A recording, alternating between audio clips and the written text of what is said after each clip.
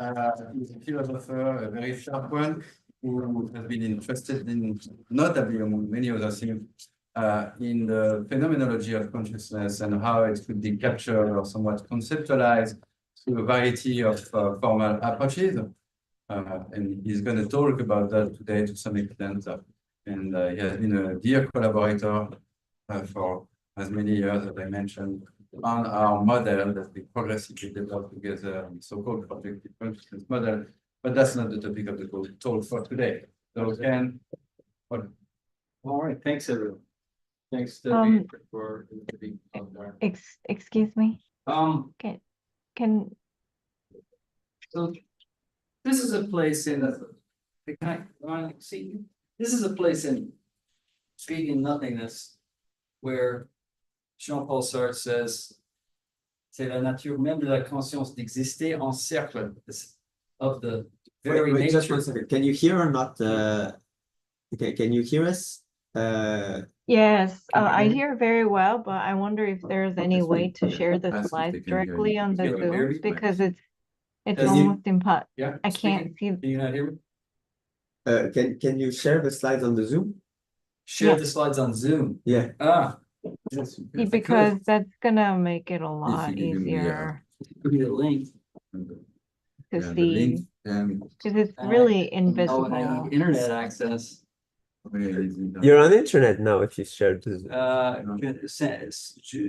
iPhone de Julien or No, Send me. Sam's iPhone. no, send to Grégoire the presentation, or put it on a USB key so that we can share it. And we will do that synchronization.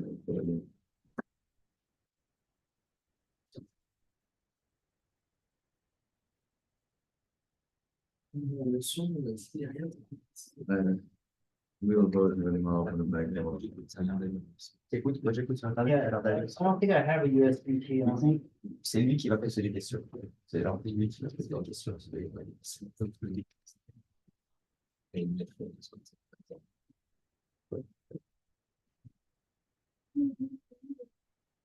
Non, mais du coup, non, il n'a pas parce qu'il faut dire la I don't have it on me. Oh, you want to use the key? But yeah, or I can just send it to him by channel.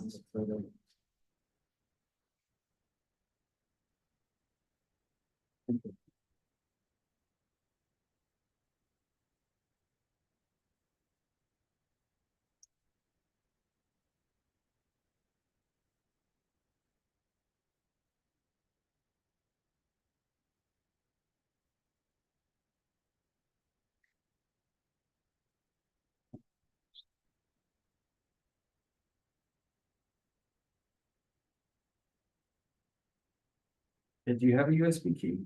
No, unfortunately, it's not on. I mean, can they not see the slides at all? No.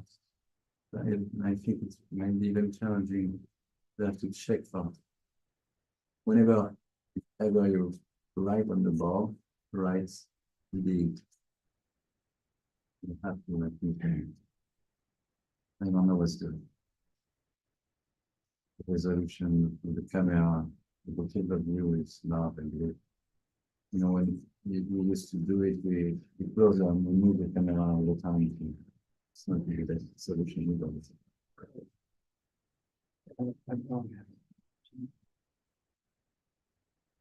Wait.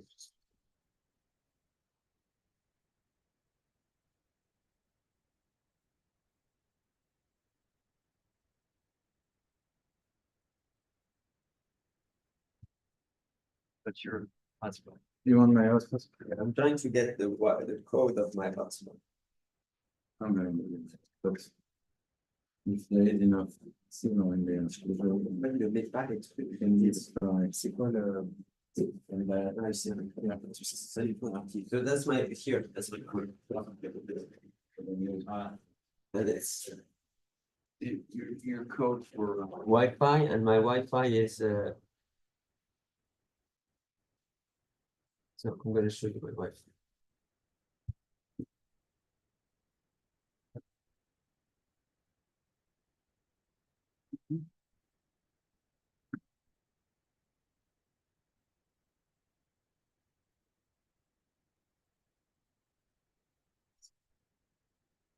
It's streaming right now? Yes, we will contact it.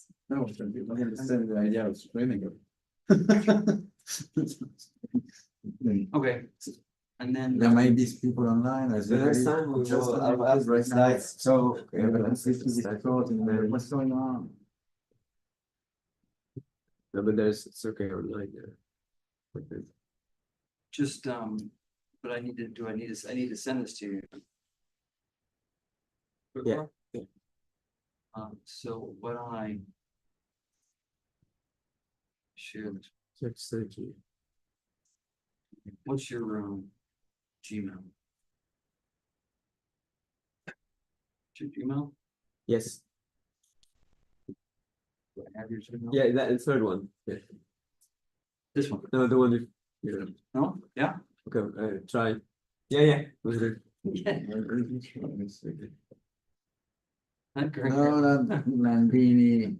The one that This one, Yes. the Gmail, yeah? Yeah. Okay. The- You should. You got it. You got it? Yes.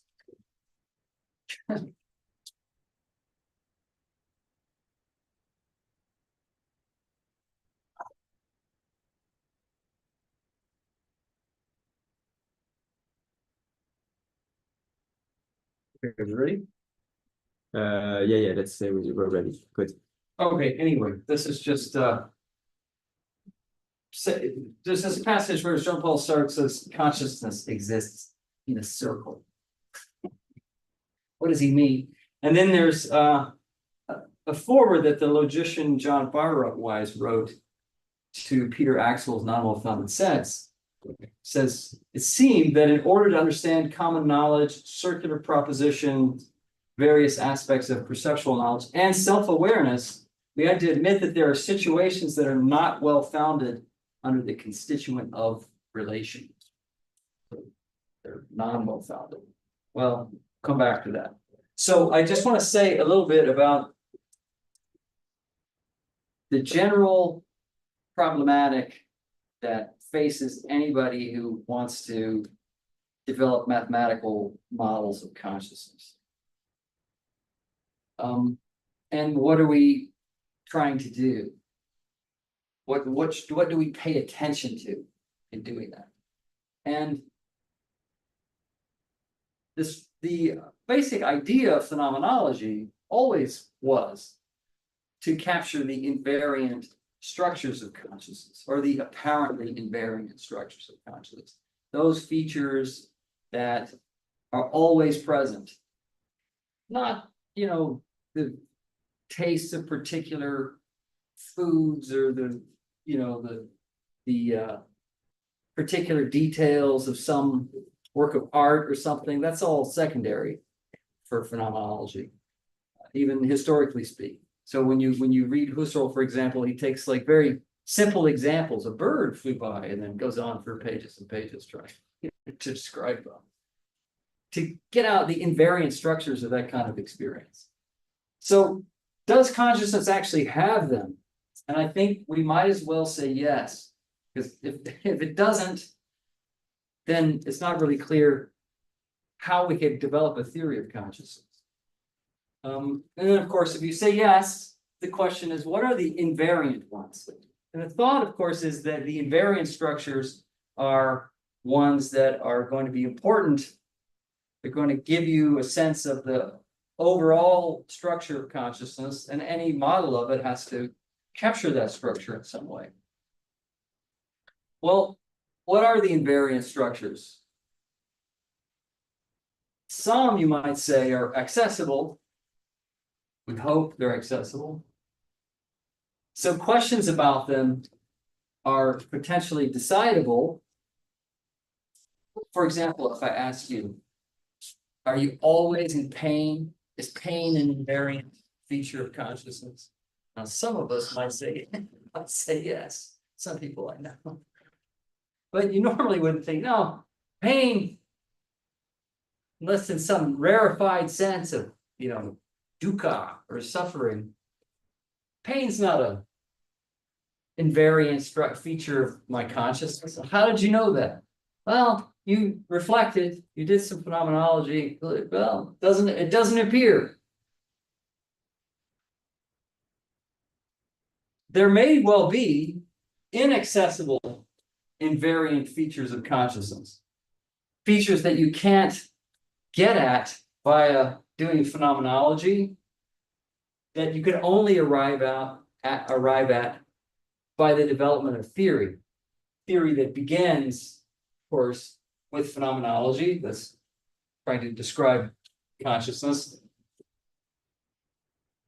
So we have accessible invariant structures of consciousness and ones that would be inaccessible. Now, you might think, well, that's obvious, right? You can't decide everything by doing phenomenology, decide everything that is important or essential or invariant with respect to consciousness by doing phenomenology.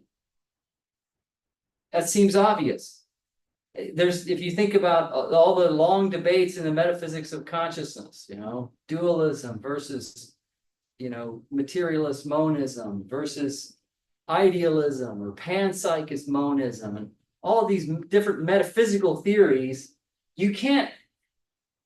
The very fact that there's like endless debate about these, it's a pretty strong suggestion. It's not.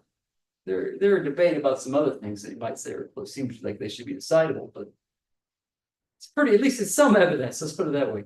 That these are not decidable phenomenologically. That is to say, you cannot simply by reflecting on your own experience decide if dualism is true or if panpsychist monism is true or some other metaphysical theory. You can't. It's not decidable. Yet some of those features may well be essential to consciousness. You just don't have access to them. So phenomenology only obviously only gives you can only describe what's accessible to reflection. Can't really describe the inaccessible, though you might generate some ideas about inaccessible but essential features of consciousness, starting from the phenomenology. So, for example, in the PCM, there's the idea that consciousness is is structured by a three-dimensional projective space. So there must be a higher dimension of projection, a fourth dimension. But this fourth dimension isn't directly accessible by phenomena. It's hidden from view. But we came to that conclusion by starting from phenomenological premises. So I think there's actually a problem that people should reflect on beforehand, before they start modeling, which is what really are the accessible features and what is really just metaphysics. And you see it's up to today in the whole, or different sets of approaches to consciousness, plenty of people start thinking about consciousness via something, via a path or a route that really involves things that are inaccessible. You're not going to get them from phenomenology.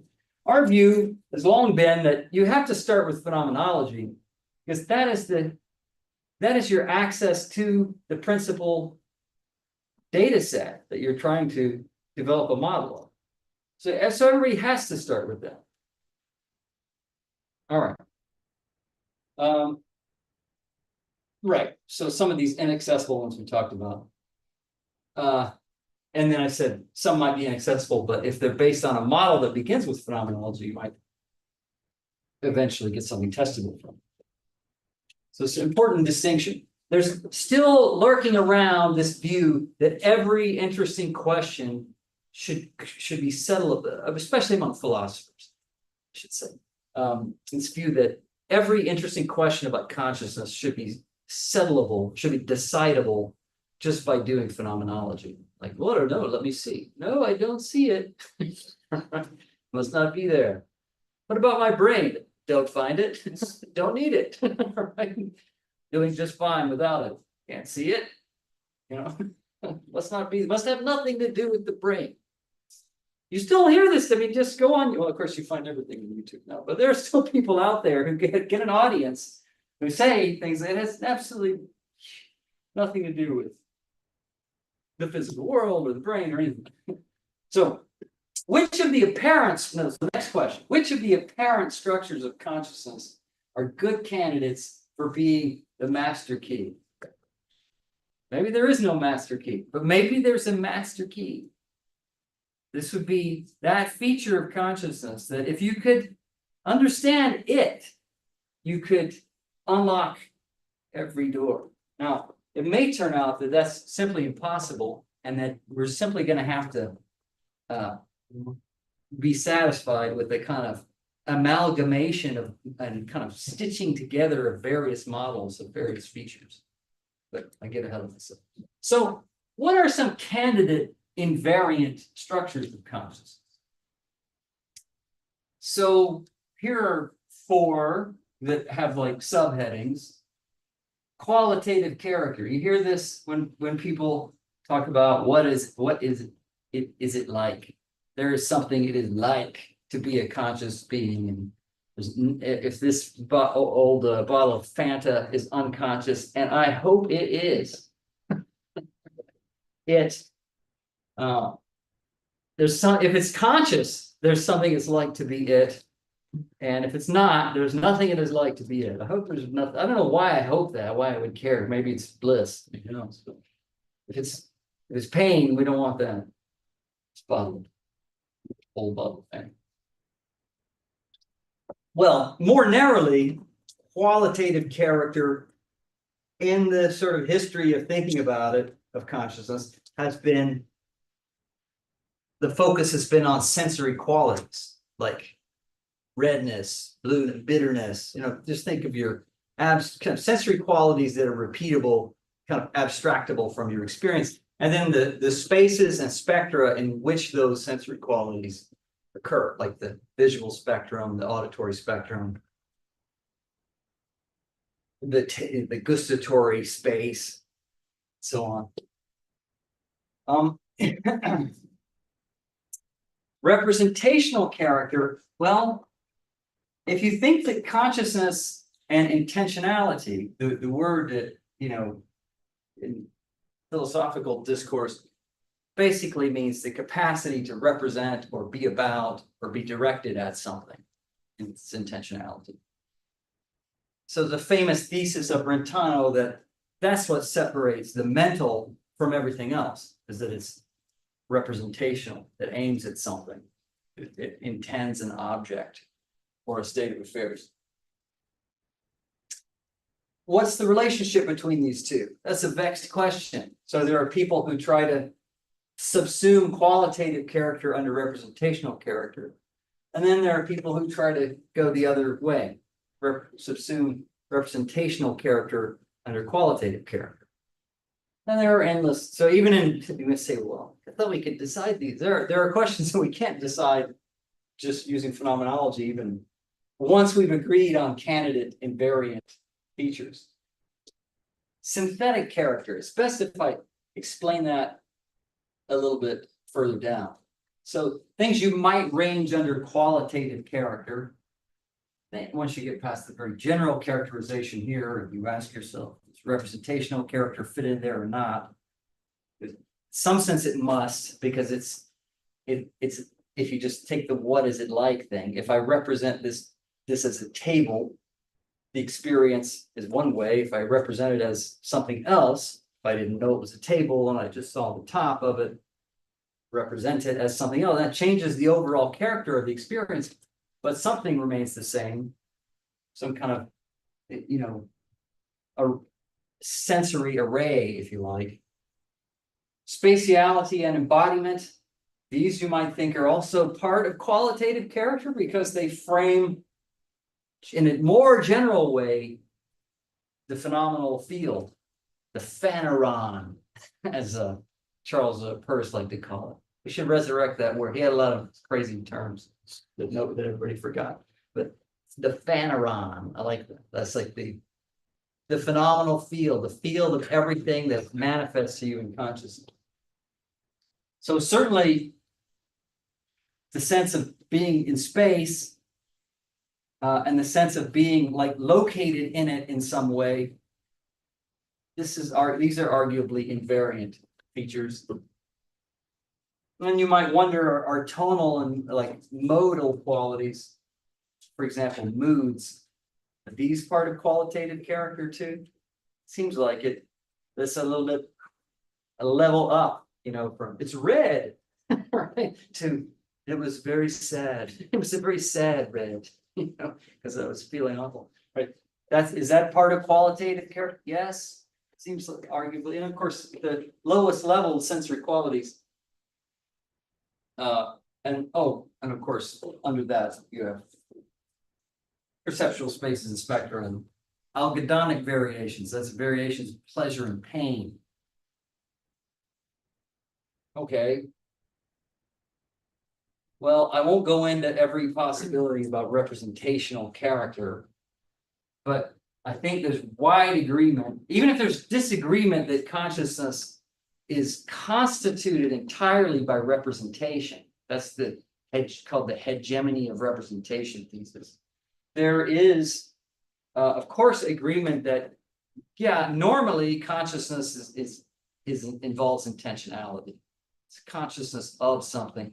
If we broaden it beyond, you know, obviously, say, representing Santa Claus, thinking about Santa Claus is one thing, but seeing Santa Claus would be quite another. Being direct contact with the Lord of Christmas would be a different thing. So there must be different ways in which we represent things, perceptual way versus an imaginative way versus a purely conceptual way. And somehow it has to fit together with qualitative character. So there are views according to which, no, for example, perception is just straight up simple revelation of the object in space. But if you pay a lot of attention, you might come to the conclusion that no, there's some kind of interface. It's not just a direct opening onto the world, like the way it looks naively, you know, just press on your eyes and see everything double up. You might get the thought that no, there's some kind of mediation here between me and the objects in the world, right? And that might lead you in the direction of thinking there's really kind of it's kind of a two-tiered process. You have some sensory data in which you see various kinds of objects, so to speak, as if you're interpreting pictures all the time. But that's just an analogy. And then there are those who think, no, so there's endless debates about this stuff, but what are the objects of representation and what are the vehicles of representation? I think it's sad to say, but I think in a lot of discussion about consciousness, everybody's very cavalier about what representations might be, what representation is. We use it all the time in an unanalyzed way. But it's important because a lot of like theories, if you scratch them, certain theories of consciousness end up explaining or equating the phenomenal world of experience with, like something estimating probabilities, right? It's like a representational theory then. Just this brain state or whatever, these connected brain state representing, making calculations, making predictions. Like if we could say, okay, they're doing that, then that will be us. It's kind of there's something somewhat problematic about it, though doesn't mean it's necessarily false. Just we should ask, and when we say that this thing is calculating probabilities or whatever it's doing, what's the account of that? How is it doing that? Is all it has to do is implement a certain kind of algorithm, and it is doing that? Or so there's a question about how things in the world that are representational vehicles get their representational capacity. And it seems like if you're going to explain consciousness in terms of computation and encoding, like you kind of assume that this represents that, or encodings of representations, if you like, You better have some kind of theory about what that is. That better be realistic. So it better not at the end of the day, just be a matter of somebody's interpretation of what symbols mean. What, it needs to be like the real structure needs to, by its nature, mean that. Anyway, I didn't get hung up on that. But could you like just maybe detail a bit more like what you were just saying? So because okay, there are various views about what you might call the semantics of computations, right? And how computations come to be of, certain computation of a certain function and not another. Right? If you had a really anthropomorphic view, it's kind of a similar problem arises when you think about information. So there are kind of anthropomorphic views that say things like there's no interpretation really without some conscious observer assigning meanings or decoding something, right? It's kind of a similar thing. For example, what I see on my computer screen, what do you see here? It's a slide. Well, like, is it really a slide? Does it represent a slide? Its capacity as, say, representing a slide as probably parasitic on our understanding what its function is supposed to be. It's not like it intrinsically represents a slide. It's just kind of a tool. Just like a book, you might say. Are the words in the book really about something apart from anybody using it? You would think, no, it's at some level, and the only way to decode it, like you find an ancient text or something, how do you decode it? It doesn't just speak for itself. You have to know how the symbols were used and know how, it's not, so was it about all that stuff? Well, yes, but at the end of the day, you're relating it to people assigning certain meanings to symbols and so on. So it involves people doing something, right? So you wouldn't, what I'm saying is, you better hope that whatever your theory of computation is, and how computations are realized in the physical world, it better not be the case that that theory has, at the very end of the day, people saying this is going to mean that and that's going to mean that. We set up our code. It better mean that, no, just the realization of those functions, it sort of intrinsically is the calculation of this probability or the whatever your ultimate explainers are. Does that make yeah, sense? no, that's a very good point. I mean, like, yeah, I understand. Sorry. And that would be it's a very difficult problem, I think. But maybe not. Maybe we can develop some kind of. I mean, what you don't want is for the thing to get its content either from human beings assigning it, or it's just playing some kind of functional role. That's another way to try to assign content to things. You want it to, like, what I'm getting at is, if we as conscious beings are really just some kind of neurocomputational, or it's on, it could have been on something else, but that's the hardware it's on, right? If some computational theory of mind is correct, and we think and we grant that we really do know things and really do mean things, then that means that at some level of organization, realizing a certain computation it's really like your thought about exactly Santa Claus or whatever. That's the way to resolve the problem, right?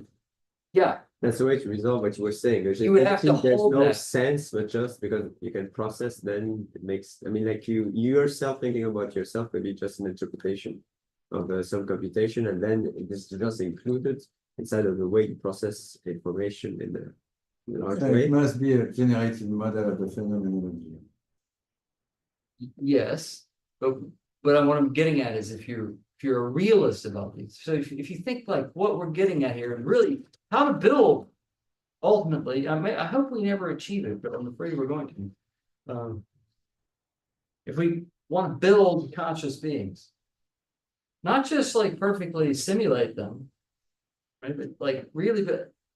And you're committed to the computational theory of mind as it applies to consciousness, and you think that it's not an illusion, then at some level of the complexity of whatever it is, it has to do with complexity or not.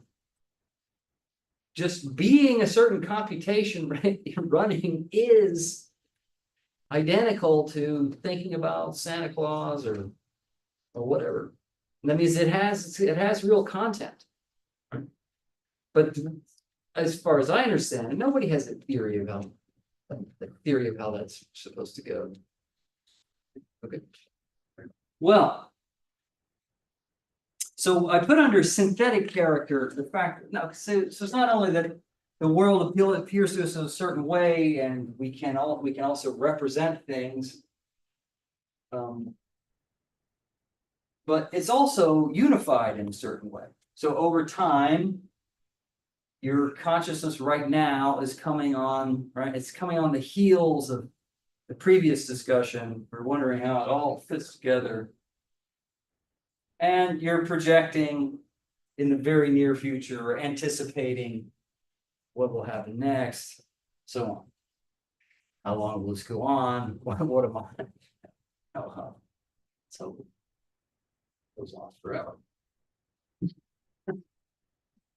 And then multimodal synchronic unity. So at any given time, like I hear myself talking and I kind of see, and my hands are very cold. My hands are freezing all this while I see you and hear my own voice. It's all happening at once. So many different channels of information, if you want to speak that way, come together. But then there's actually a kind of unity above that. So beyond just like, okay, can you hear, can you see, you know, when they're doing their exam, like, can you see me? Can you follow the light? Yeah, okay. You have your different sensory modalities online integrated. There's also other things that when they come online, then you've got like the full picture, like your semantic memories of them. Well, as you get older, you find that these are starting to go.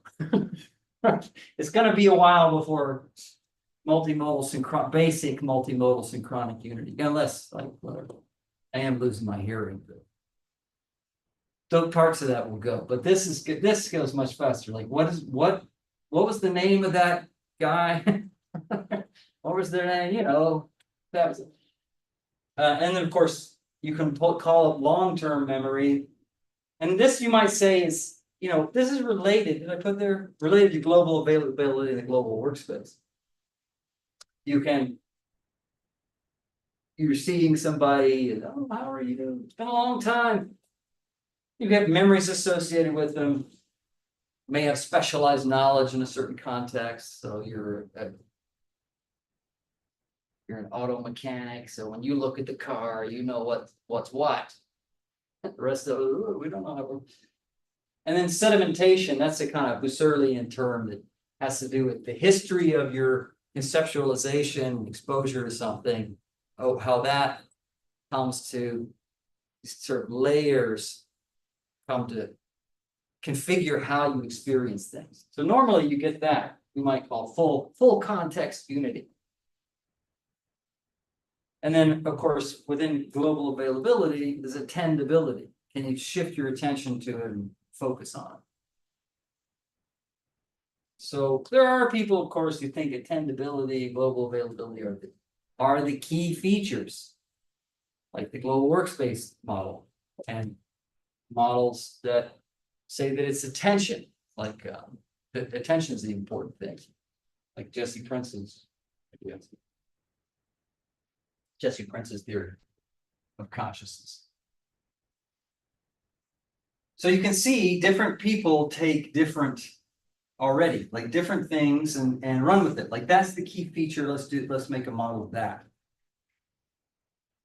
That's going to be the key that unlocks every door. Well, if I have to put my money on the key that unlocks every door, why do I think it's just a hunch? I don't know. How could I possibly know? It's a feeling. It's got to but I try to explain why. I think pre-reflective self-consciousness is the key feature.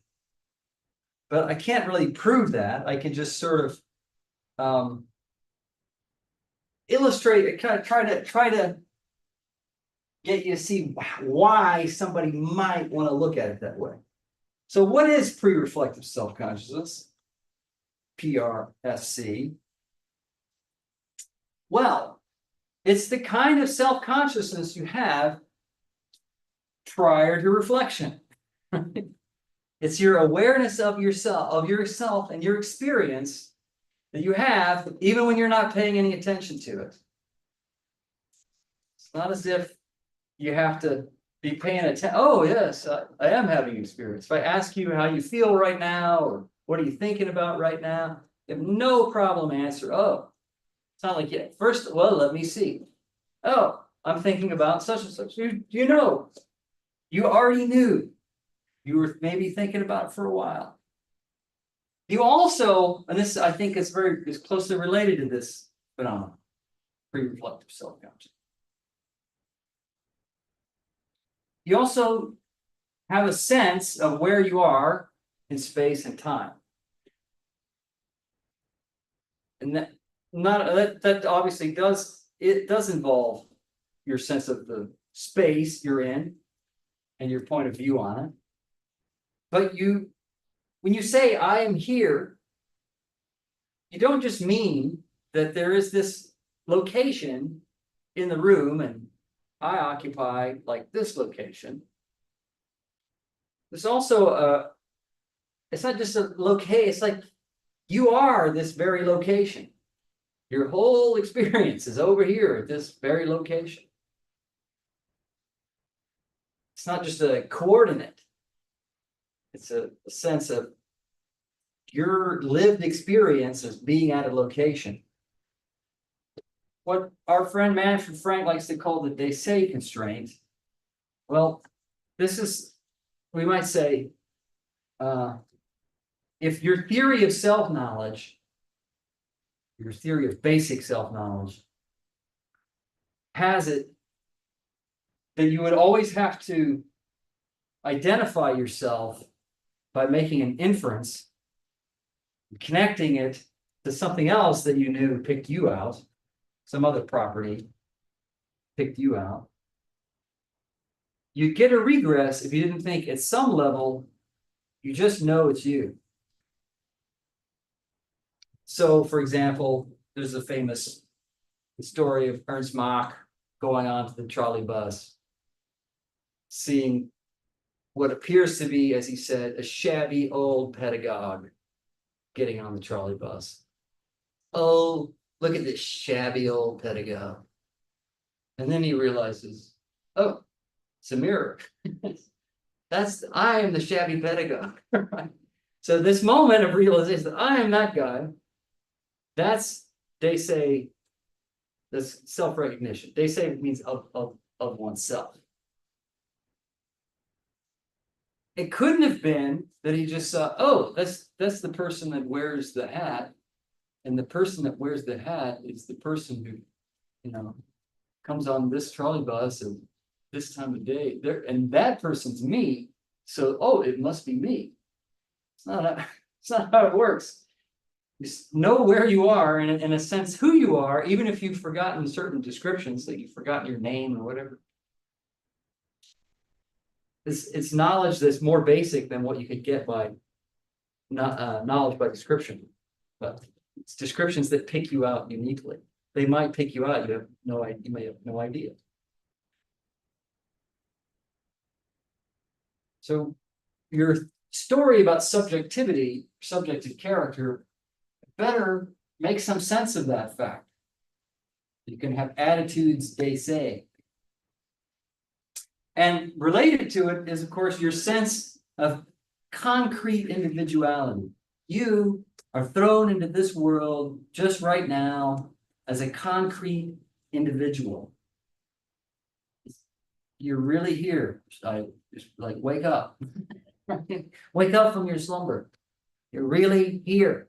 it's kind of a slap in the face every time, because most of the time we are trying to hide from these stuff.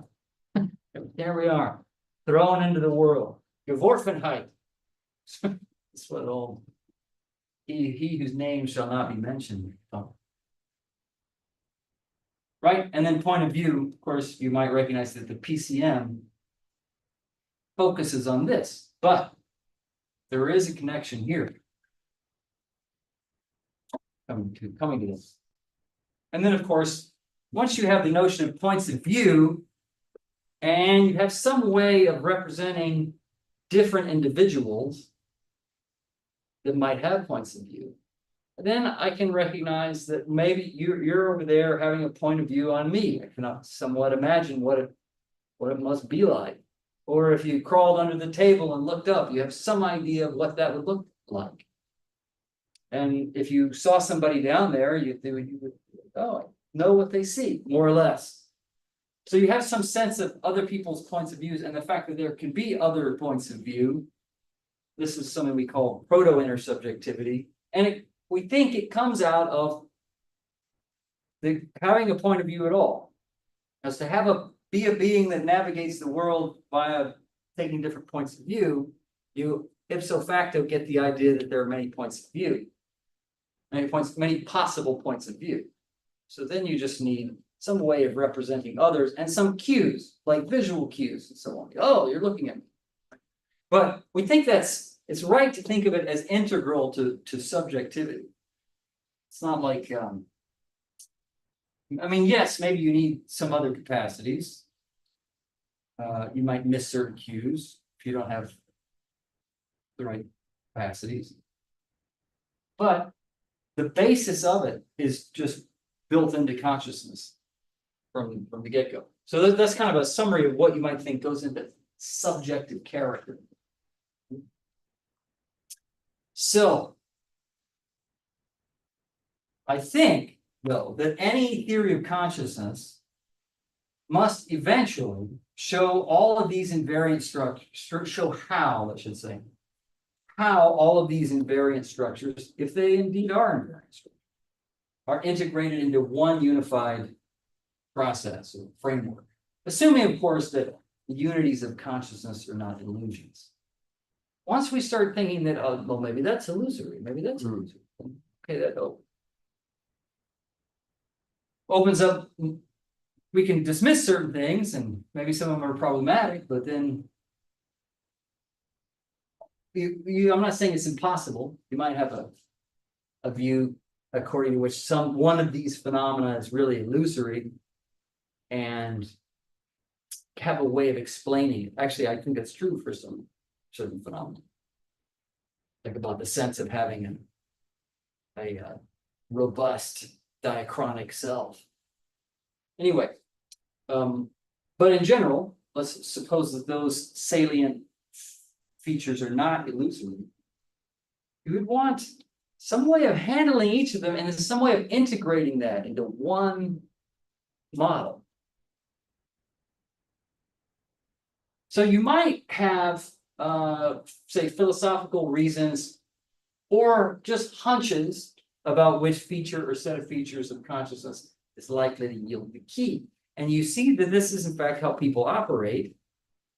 So if you think it's global workspace, it's global availability in the global workspace, then you're going to devote your effort to building a model of the global workspace. And yeah, you're not going to work on other things, right? And there's a tendency to become hegemonic. We're just as guilty as anybody else. And try to explain everything. I mean, in fact, like the very idea of the master key, in a way, is like that. Can we derive it all from this one? So I guess you might say one interesting theoretical question here for the theory of consciousness community generally is, should we be trying to think of a single model from which we can derive all of these features? Or is it going to be several things that are independent, but when put together, they yield it? You know? So are we looking for like a single axiom, so to speak? are we looking for a handful of them?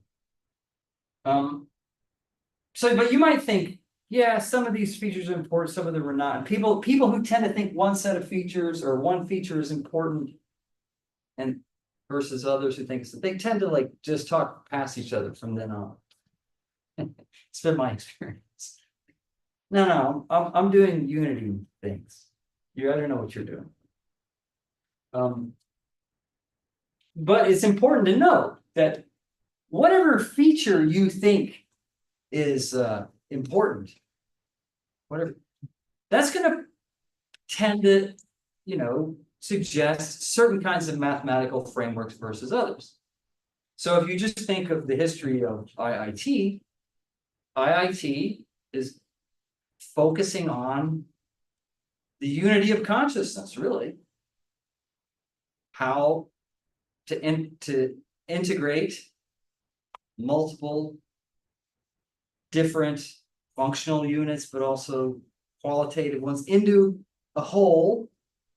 And then out of that theory of how you get consciousness as a whole, so that's more than the sum of its parts, then they tried to explain certain things about qualitative character. So they have to try to derive a theory of qualitative character out of that.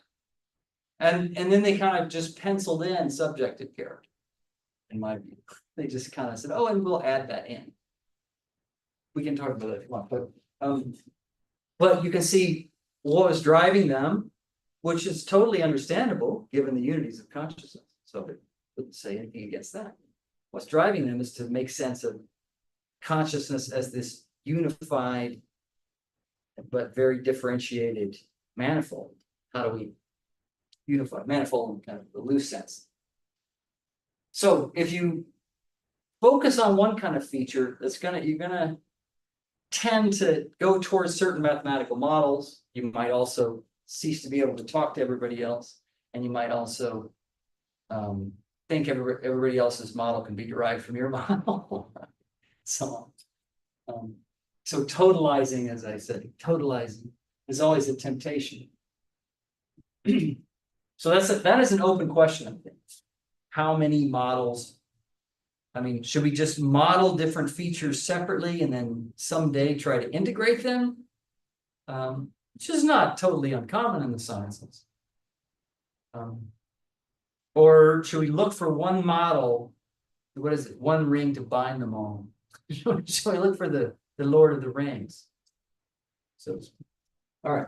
So, so here's a philosophical read. How much time do we have? Because I'm like, I can. Anytime. I have 1 more hour. Oh, it's good. Lucky for y'all. 53 minutes. So we have a lot of time. Well, I'll just say a little bit about why I've been kind of obsessed with pre-reflective self-consciousness. And I thought that must hold the key. Now, I'm not alone in this because I think, well, if you read Douglas Hofstadter a certain way, he was obsessed with this too. And this is what led him in Gödel, Escher, Bach, and I Am a Strange Loop to think that it must have to do with metamathematical self-reference, or at least that metamathematical self-reference, like the arithmetization of syntax and then, the fixed point theorem, you could get Gödel's incompleteness results and so on. That whole idea of the arithmetization of syntax, whereby you can end up showing that you have self-referential statements. You can find them. It led him in that direction. Oh, this must be good. And also, I would say I've been looking more, David, at Varela's stuff, like the calculus of self-reference and the principles of biological autonomy, and also Lewis Kaufman, who's I guess he might be downloaded. There's a lot of papers in this thing. It looks to me like a lot of that framework might be just translatable into non-wellfounded set theory. Probably so.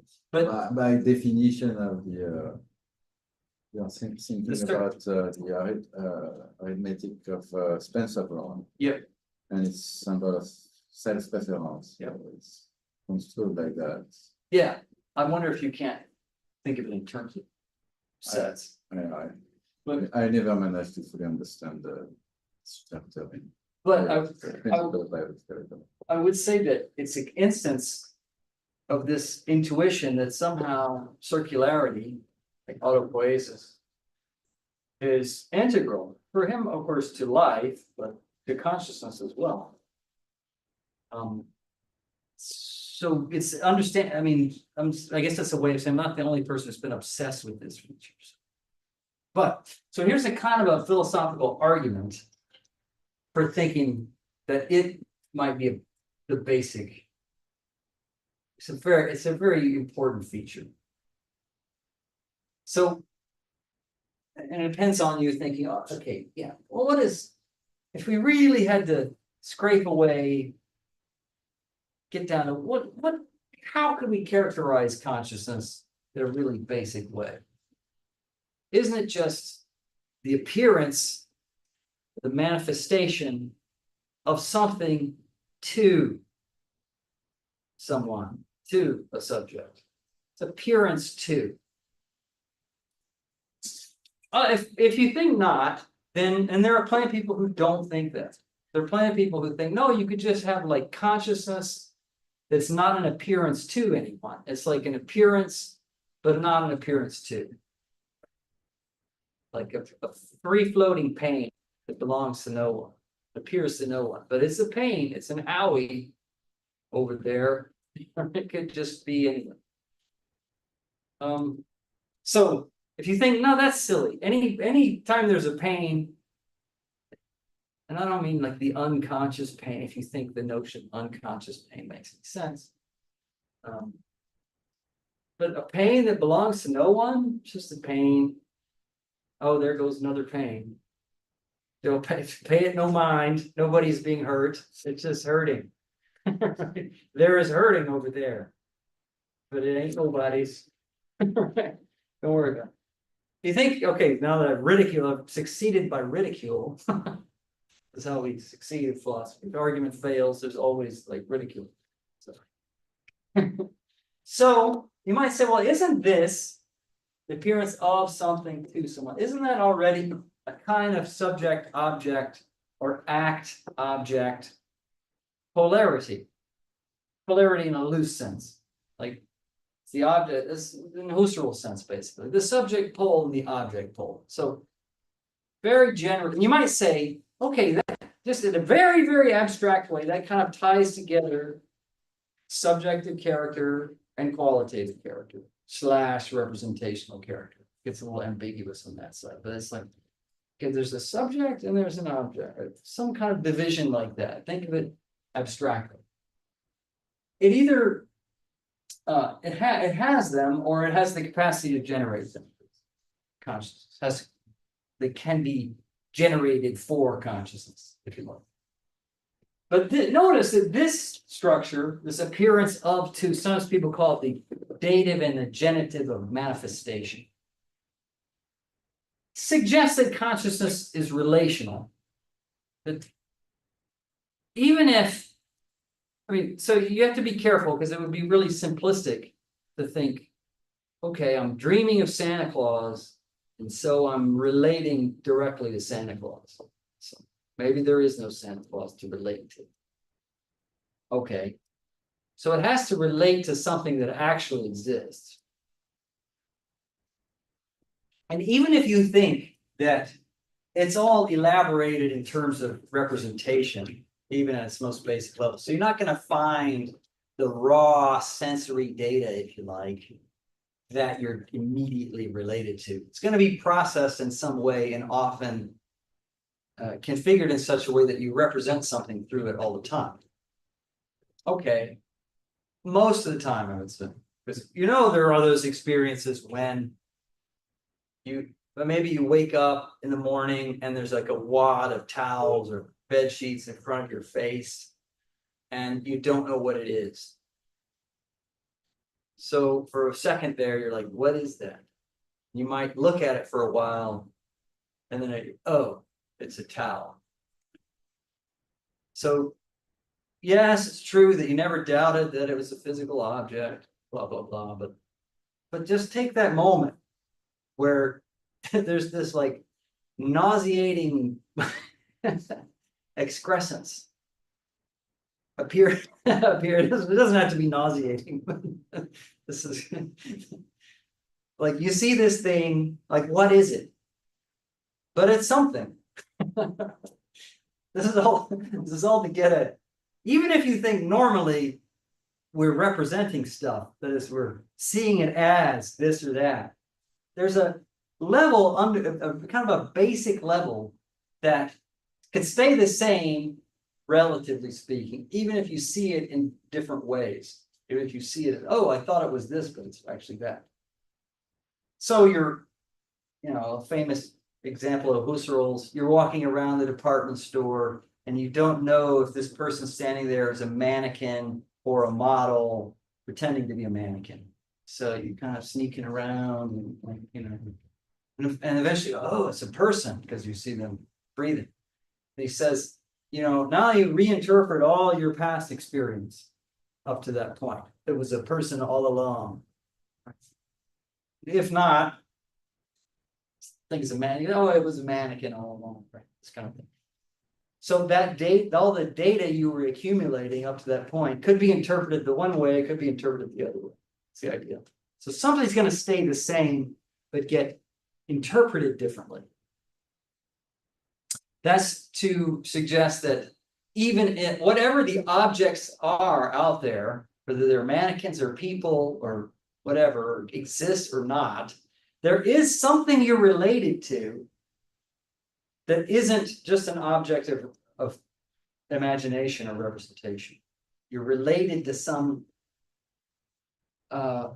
real in consciousness, not just a pure set of fictions. And it's not merely to have certain kinds of representations. Okay, but now notice the subject of relatum, that to which the world appears, can be identified neither with phenomenal sensory data, so it's not an itch. The self is not an itch.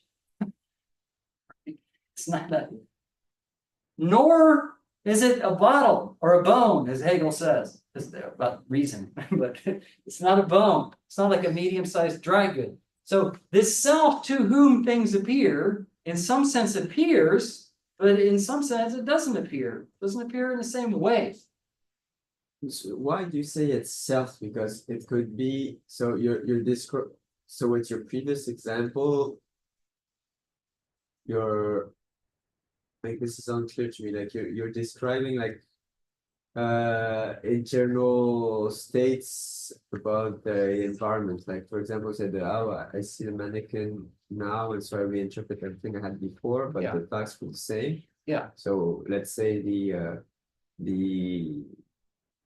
both the content of the representation and the way you relate them to each other to make meaning are internal, but they don't need to. They're not a perception nor good, but they don't need to be a self. Like why unify it as a self? Oh, no, I agree. I'm just saying, so we have a kind of sense of someone to whom things appear, right? But it isn't, whatever it is, it's not a self, like it's not a medium-sized dry good, and it's not a sensory quality either.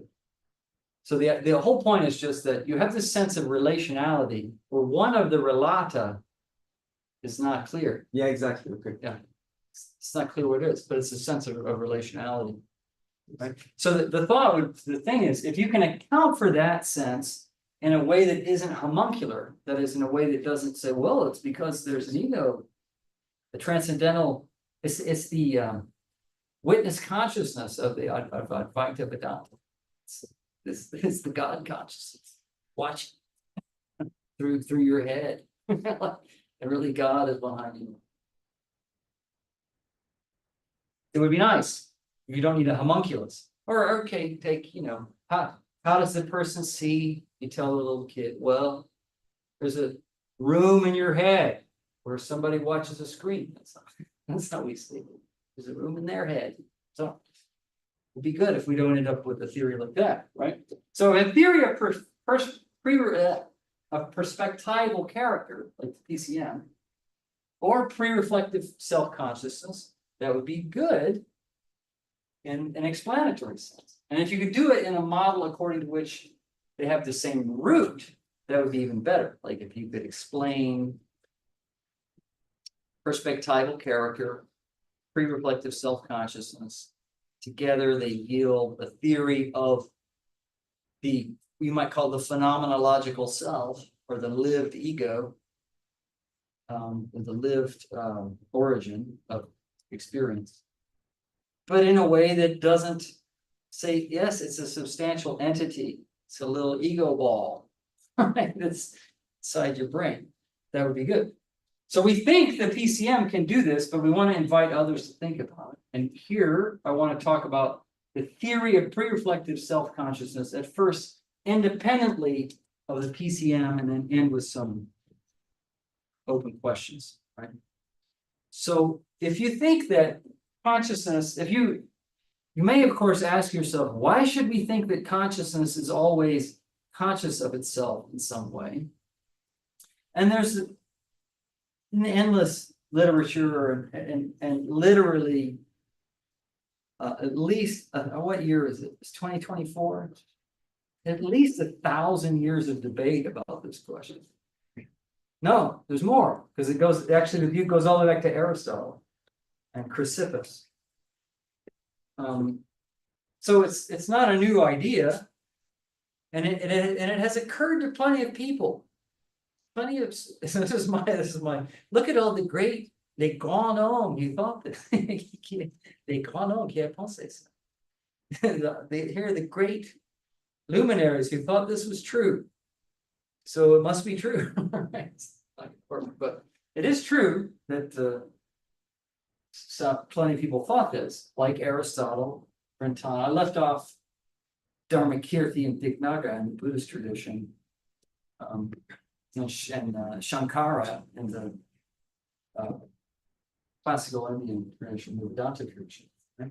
So you could say, depending on how you like to chop up consciousness, do you think it's really just individual episodes, like another one and another one? And you would say the episode is conscious of itself. If you think it's okay to have it in streams, then you could say the stream is aware of itself. And if you think, no, there is this subject, that's like Vedanta, the transcendental subject, it's always aware of itself, pretending to be me. So some people have this intuition very strongly. Like the whole of Jean-Paul Sartre's philosophy is incomprehensible if you don't understand this view, because that's his view. And he tries to derive all kinds of things from it. The for itself. That's why he calls being in nothingness, he starts to call consciousness the for itself. Is that which is for itself. That you are for yourself, you notice. You're not just like a cabbage, right? It's not to say.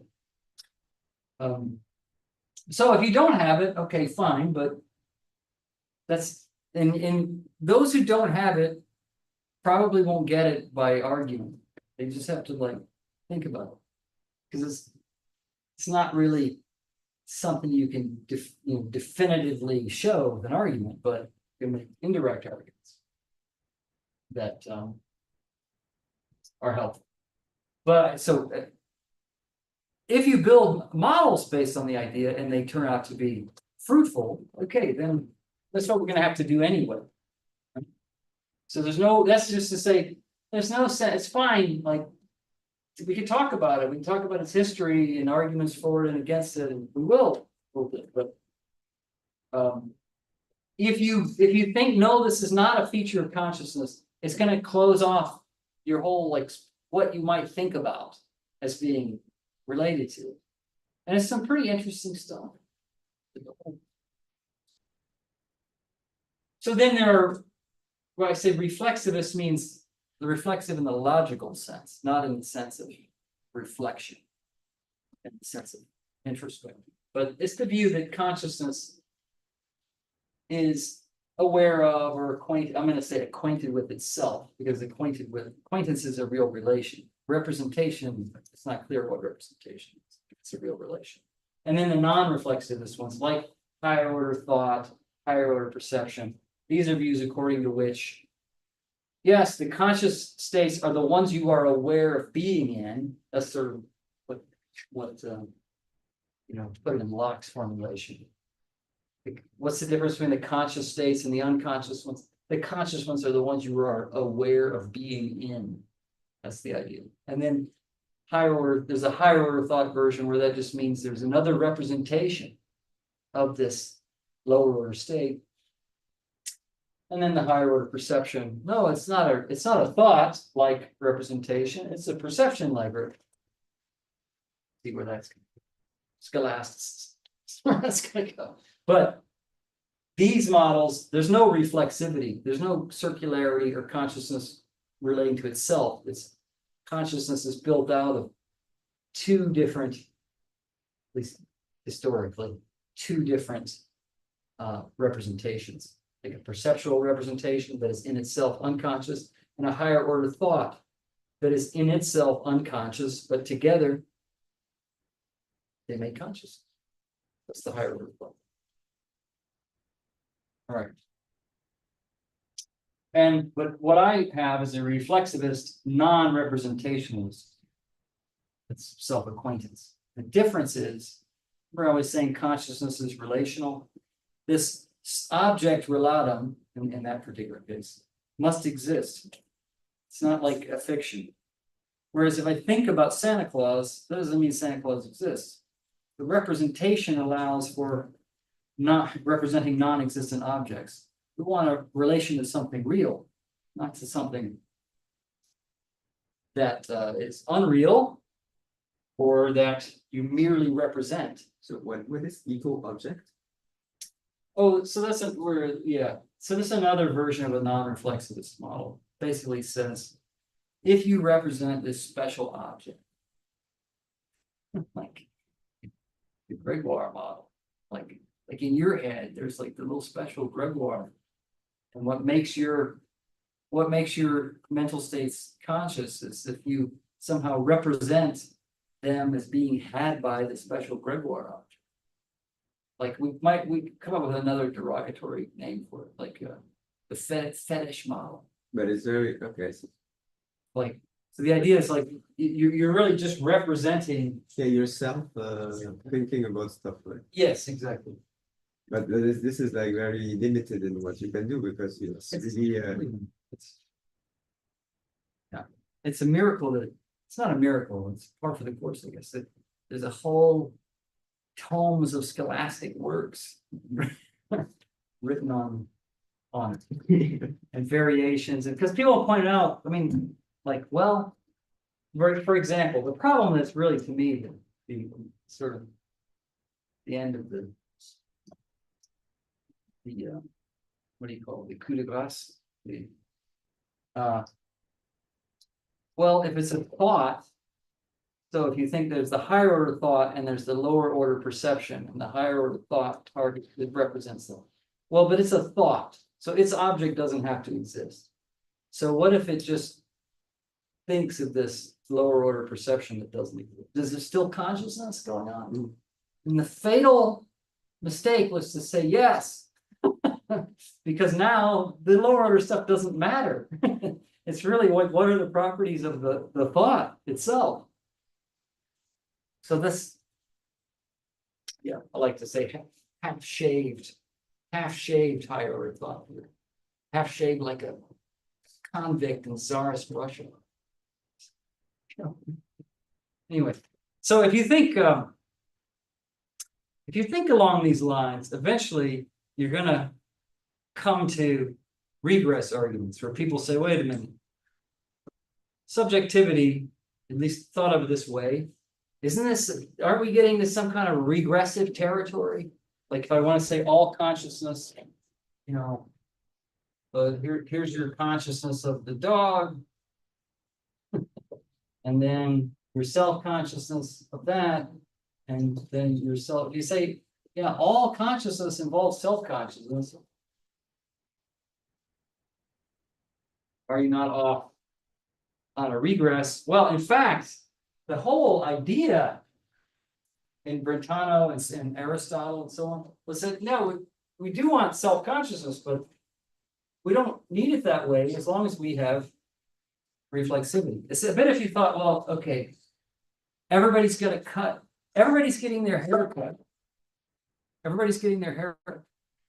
Nobody's cutting, there's no hair cutting circles.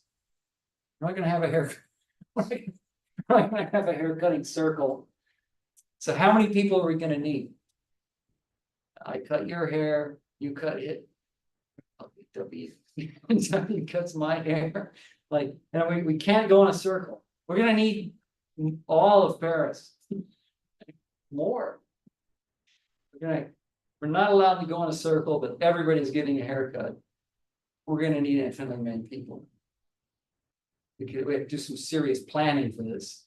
Do you want to take your place in the haircutting line?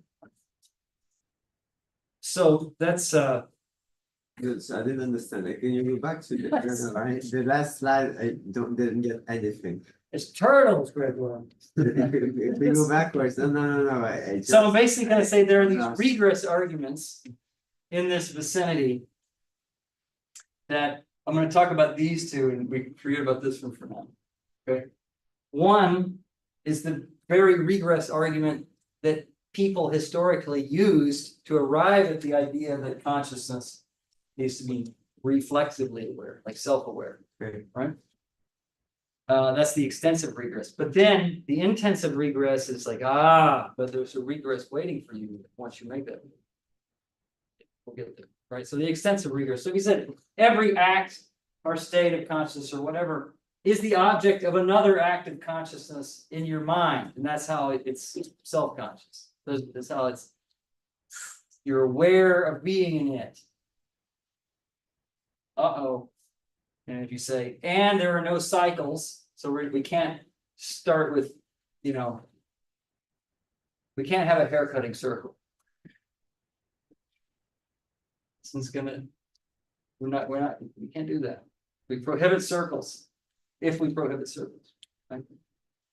Then, of course, if there's an act of consciousness, there are infinitely many acts of consciousness in one mind, right? Like that's turtles all the way up. Well, so Aristotle and a bunch of other really smart people, really smart people, sorry, a bunch of geniuses said, well, this is easy. It's not an infinite regress. It's just one act of consciousness is aware of itself. When why have like 3 and then there's an awareness, the parsimony would tell you just one is aware of itself. But then here's the danger. That's from Douglas Hofstadter's I'm a Strange Loop. That's the cover, with a video feedback. But now, suppose you said, okay, so fine, you've shown that consciousness, like the awareness of the dog here, doesn't require infinitely many states in your brain, your head, your mind. By the way, you know who embraced the infinite solution, the infinitist solution in the history of philosophy? For every idea, there's the idea of the idea, and so on. Idei. Spinoza was like, yeah, what's the problem? There's infinities everywhere. Okay. Say, no, we don't, we have self-consciousness. Not every act is aware. So this awareness of the dog is, you're aware of it. you're also aware of yourself. Now, if you thought though that any act is conscious of itself, is conscious of its consciousness of anything it is conscious of. So in other words, I'm not just aware of the dog, I'm aware of my awareness of the dog, and am I not also aware of my awareness of the dog in the same instance? You're acquainted with your acquaintance with the object? Well, you can think of them as like successors. So there's your awareness. So think of it like this. So you have this episode of consciousness, and it's aware of itself, suppose. So remember, we've already gotten to the idea that an episode of consciousness, whatever the individuated unit of consciousness is, can be aware of itself. Don't we have this kind of internal regress that arises? Because it should be aware of its awareness of itself, and aware of its awareness of its awareness of itself, and so on. And you can just treat it like this is the successor of that, and this is the successor of that. And you can say it's just closed under this successor function. The consciousness, it's awareness of itself, it's awareness of its awareness of itself, it's awareness of its awareness of its awareness of itself, so on. So sometimes called the intensive or internal regress. All right, and then if there is one that's aware of itself, it has an internal structure. It's like a Royce map. The map in which you've got the map, in which you've got the map, in which you've got the map.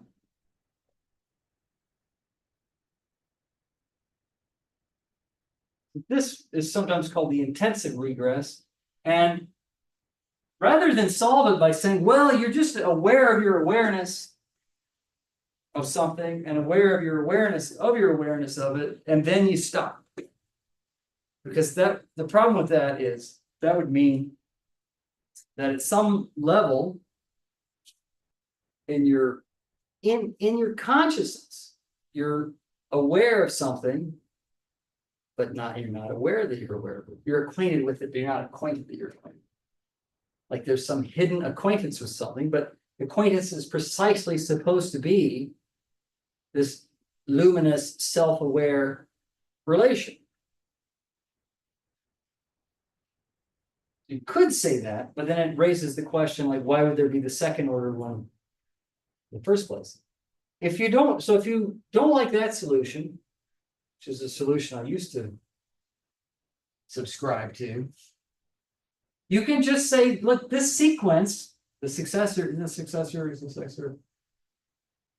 of each term, just deny that they correspond to a distinct object or property of consciousness. At some point, it just is its awareness of itself.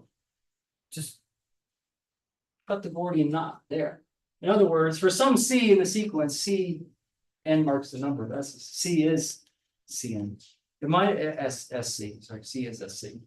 I might as well just say, yeah, it is its awareness of itself. So this means that it's a term. So if I don't have it, just got C is aware of C. C is acquainted with C. If I have these marks, that means it's a term. So it denotes a fact, like C's awareness of C. So this then would say that C, the episode of consciousness, is its awareness of itself, and of course, its awareness of anything else it's aware of. Thus, an episode, act, or state of consciousness is identical to its relation to itself and to its relation to its objects. And it's a little bit like the reason I have Kierkegaard there is it's a bit like Kierkegaard's definition of the self in The Sickness Unto Death. The self is a relation that relates itself to its own self. So call it SK. So how can you make sense of the claim that something could be its relation to itself and to something else? Well, you can talk about this in the language of hypersets. And since we're short on time, let me just go straight to very rudimentary way of thinking about it. And by the way, I was happy to find that in Keith Hossack's book, The Metaphysics of Knowledge, 2007, you find a model of knowing qualities that is kind of similar. It's non-well-founded too. And he also thinks of this. So this, just imagine that these are episodes of consciousness, and imagine that, yes, they're like beads on a string. Something connects them. We don't have to. Maybe you could think about what the non-discrete version of this would look like. But imagine, so these are ordered n-tuples. Why are they ordered? Well, that's just shorthand that it abstracts from all the details about integration. So it does leave open the possibility that within it you have different stories about different components. But overall, the idea is you have an organized phenomenal field of everything that appears to you. So notice that somewhere out in this ordering is Cn. Cn's here, Cn is there. Next one, Cn is here, but let's say the previous one, you actually have to think of this as more like a function on this to yield that. I'll explain, because it can't, if you just put them all in each other, literally, they would end up all being the same, having the same phenomenal content, which they don't. But so think of the ordering as indicating attention, integration, binding, all those synthetic notions. And then protension, retention, that's just indicated by, in this particular one. That's Cn minus 1, that's the previous state of consciousness. Cn plus 1, that's the next state of consciousness. But imagine that they're actually, there's some kind of function. And then self-acquaintance, that's basically being, this didn't come out right. Basically being in the membership chain of this set. So the idea is, you're acquainted with anything that's in there, and including the structures and substructures. So anything that's in your membership chain. This is why earlier on I talked about, or I had a set about transitive closures of these. Or you can have or elements if you like, elements that are not sets, represent whatever you want. So one sense in which the self is elusive, is this how? This one doesn't work. Okay. Is that, notice these as wholes, they are partly constituted by other things, by properties, if you like.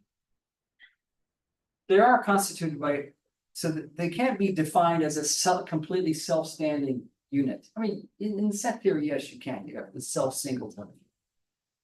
But the circular structure plus the unity of these other elements, that's how we're representing states of consciousness here. And if you kind of laid it out in time, then you have retention, protension, and then acquaintance with hyletic data, that's like sensory data, and so on. And then you're animating them, seeing them as a table or a chair or whatever. And there's the little loop of self-awareness.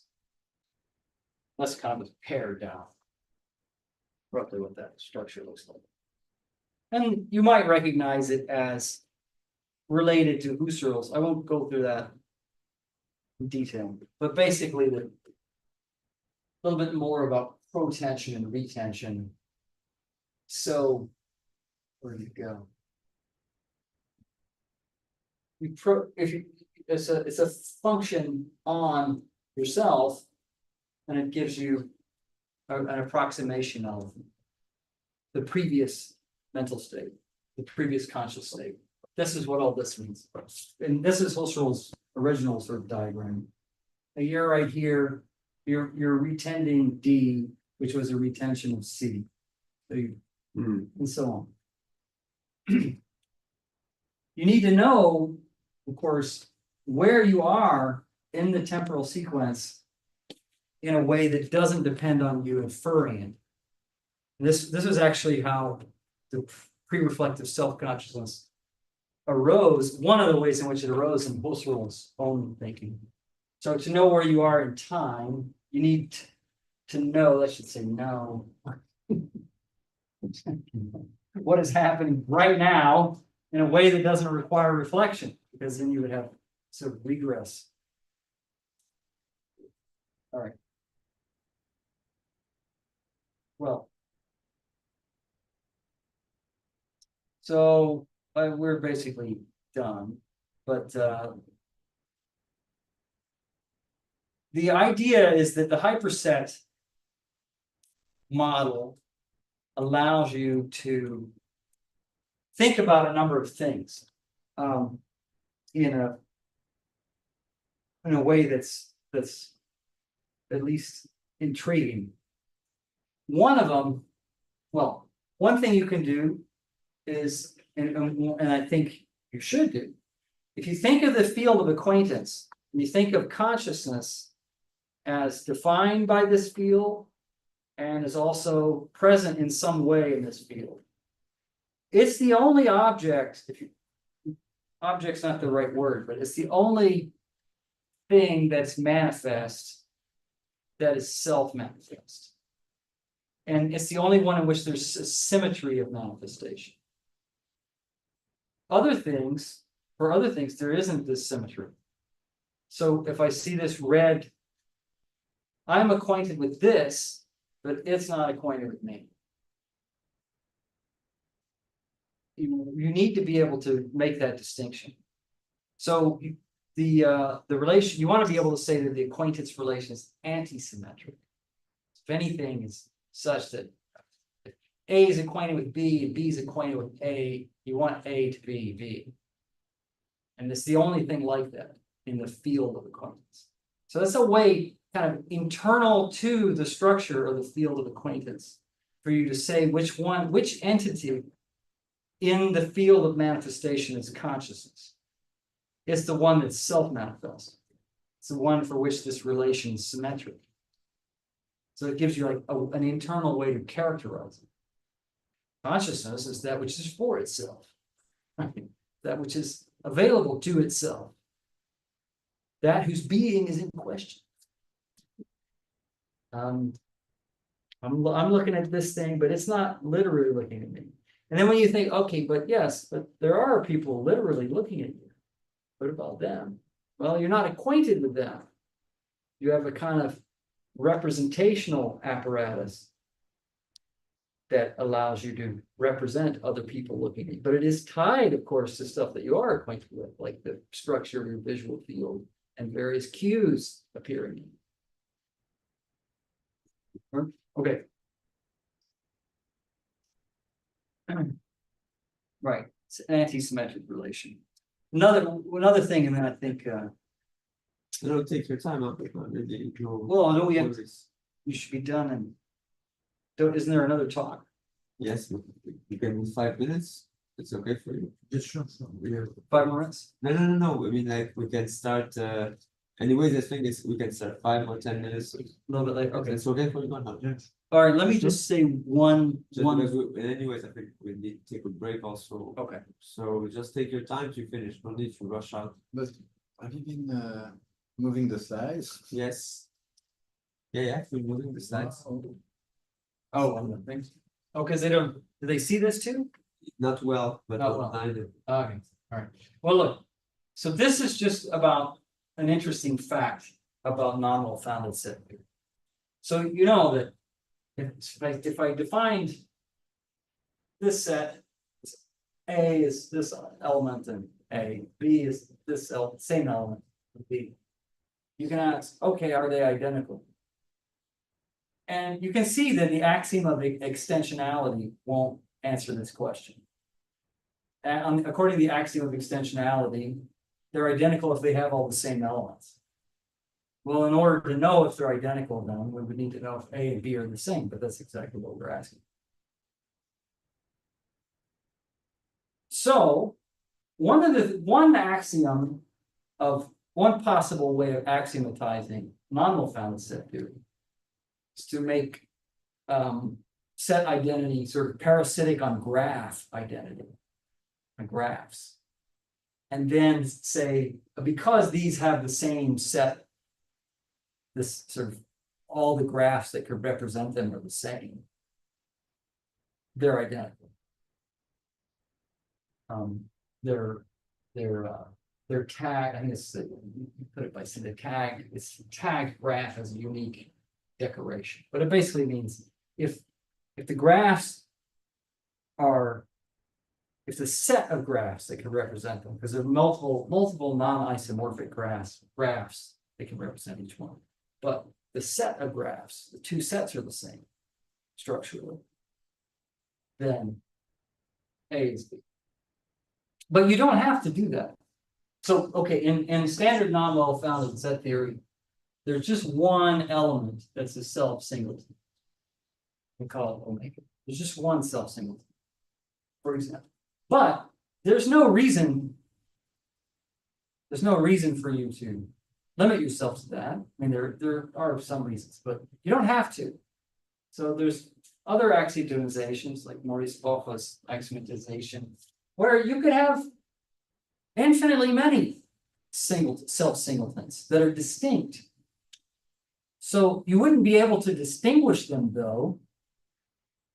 You would just kind of posit that they're distinct. There's no way to, like, if they're just self-singletons, what difference is there between them? Well, if you think things can, if you think particulars can be, if you could distinguish particulars without being able to specify any properties other than being self-identical that they have to distinguish them, you should be okay with this. So if you think that the identity of indiscernibles doesn't necessarily hold. That means, could there be two qualitatively identical things that are nonetheless numerically distinct? So you think, oh, if you think yes, you can think yes. It's not like it's contradictory. It's just you have to say certain things about the property of being identical, like, oh, we're not abstracting from that property. Then you can have infinitely many of these. Now, what I think is interesting, I know this, maybe I'm free associating with this, but what I think is interesting about it is it gives you the sense that for something circular like this, it's not going to be able to, there's a sense in which you can't define it in an easy way from within. It's got this kind of circularity that you can't break into. I'm speaking kind of metaphor. And you might ask, yeah, but that is nonetheless, according to the theory, that circular structure, what gives me my sense of being, partly responsible for my sense of being this concrete individual that I am.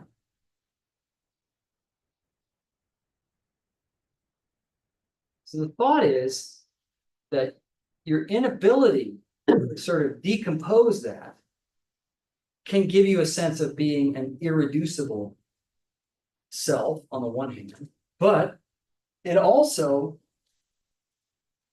illustrates kind of captures this sense of contingency. Like, you just happen to be this one. Like, think of all your many duplicates. If I hope it's not true, but I hope there are no other possible worlds. I hope all the multiverse, many worlds, I think it's all wrong. One world is bad enough, don't you think?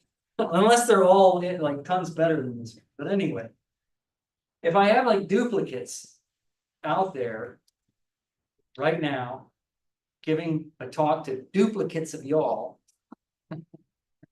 duplicates of the internet. Well, it's just like me, right? But it's not me. And I know I'm this one somehow, but I couldn't point to anything that distinguishes me.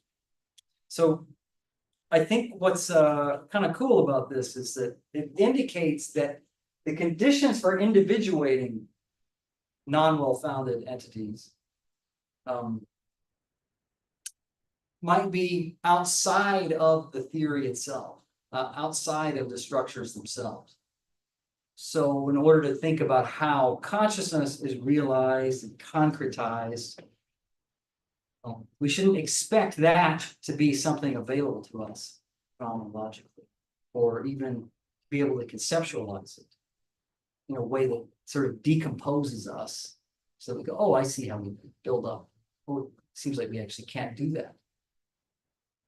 So there's kind of two things there.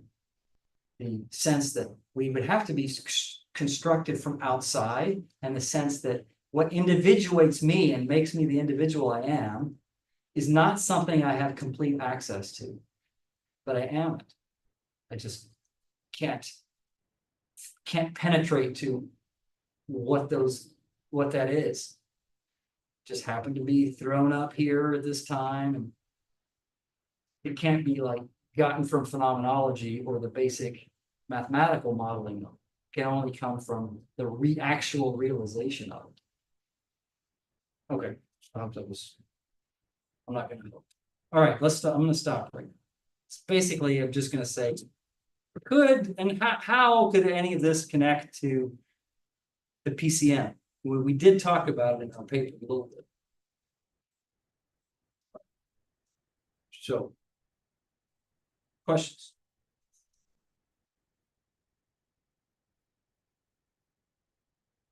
All right, are we done? No questions? Nobody? Yeah. But it's set up for Yeah. What's that? 1 minute. What? 1 minute of. So, thank you very much, Ken. Did I go? We started late. Yeah, we started.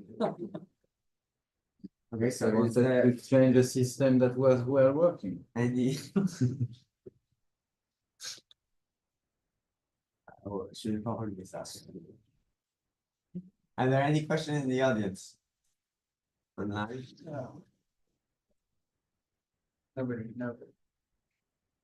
Okay. I think it's very intense. It's difficult to think about these parts. Okay. But do you think that self-reference condense, don't say to simplify everything you say about non-well-founded self-theory is it could actually be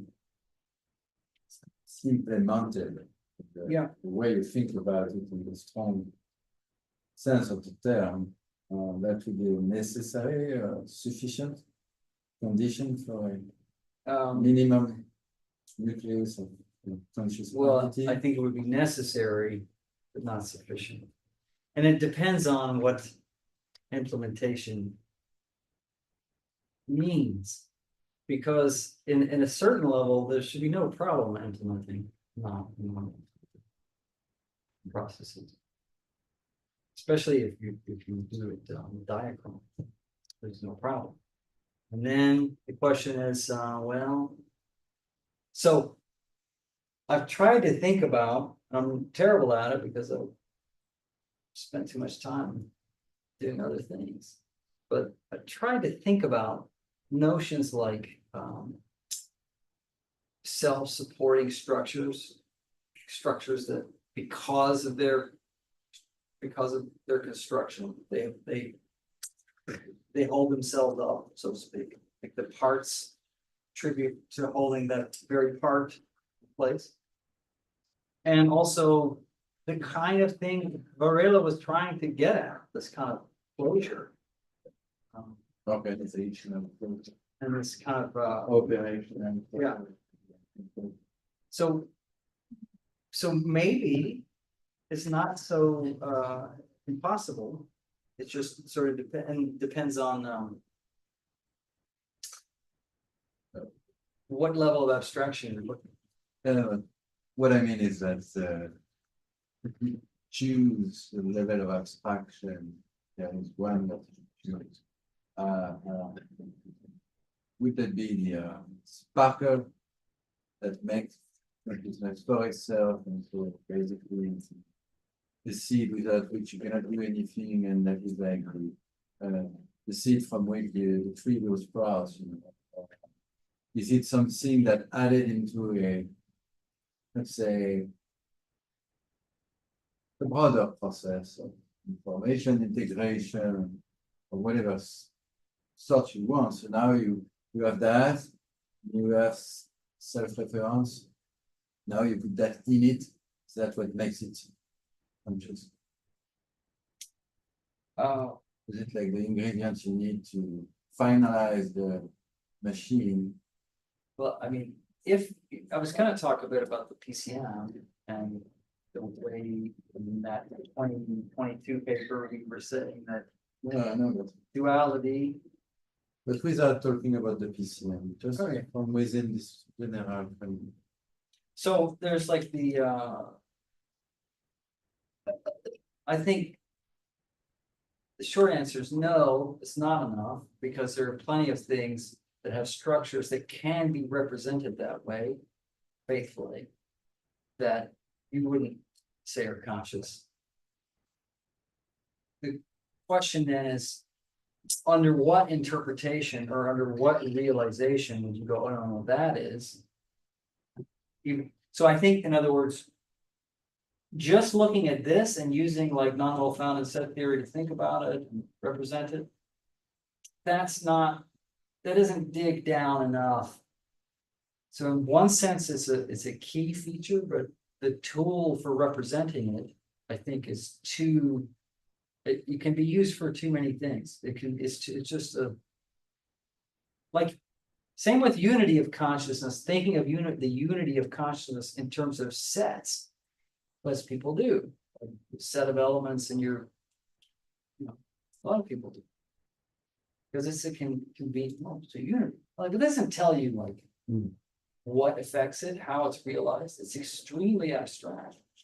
So this just says, no, okay, there's some kind of circular structure here, or some kind of reflexive structure, kind of looking at it from a very, from 10,000 feet. It doesn't tell you what the. No, so I couldn't say, I can say anything, my anything that is conscious will realize this structure in some way, but I don't want to say that anything that realizes this structure is ipso facto conscious, because it may involve other conditions.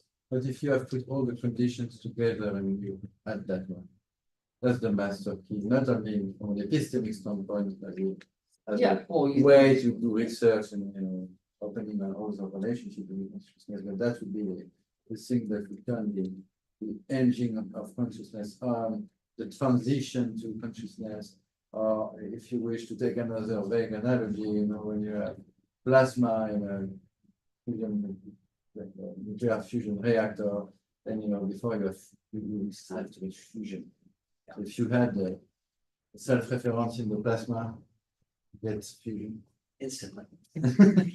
No, but that's necessary. Anyway, so interesting. It would be interesting, right? If it were so easy. Did you add the self? Did you add the self? We added it. Turn on the self-reference engine. There you go. There you go. Turn it off. You want to go? Okay, thank you, Ken. All right. Thanks everybody for being patient. Are we gonna have a